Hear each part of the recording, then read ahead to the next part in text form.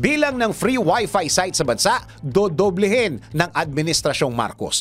Plano ng Department of Information and Communications Technology o DICT na doblehin pa ang dami ng free Wi-Fi site sa bansa ngayong taon upang suportahan ang implementasyon ng E-Local Government Unit o ELGU ng Department of the Interior and Local Government o DILG. Ang karagdagang free Wi-Fi sites ay itatatag sa ilalim ng Broadband ng Masa o BBM program ng administrasyon ni Pangulong Ferdinand Bongbong Marcos Jr.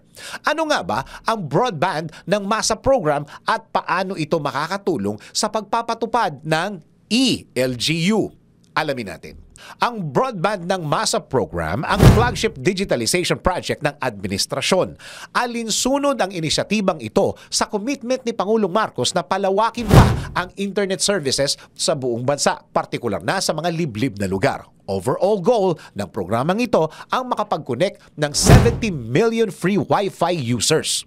Ayon sa ulat ni DICT Undersecretary David Almirol Jr. sa isang press briefing sa Malacanang kamakailan lang, meron ng 25,000 free Wi-Fi sites sa buong Pilipinas bago matapos ang 2023. Samantala, ang ELGU ay isang one-stop mobile application kung saan maaaring magproseso ng ilang serbisyo tulad ng business permit licensing, real property tax, health certificates, community tax at iba pa upang mas maging epektibo ang implementasyon ng ELGU. Ayon kay Yusek Almirol, kailangang paramihin ang libreng Wi-Fi lalo na sa LGUs. Dagdag pa niya, habang ipinatutupad ng DILG, DICT at Anti-Red Tape Authority o ARTA ang ELGU, kailangan itong samahan ng connectivity. Sa kaparehong press briefing, sinabi ni DILG Secretary Benjamin Abalos Jr. na pinasimple na ng ahensya ang proseso sa ilang serbisyo ng pamahalaan upang tuluyan ng maipatupad ang actual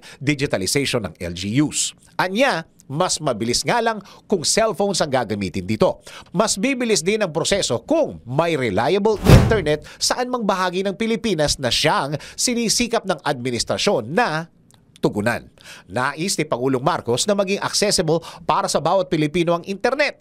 Para sa kanya, ang pagkakaroon ng digital initiatives tulad ng broadband program at ELGU ay kritikal sa pagpapaunlad ng bansa.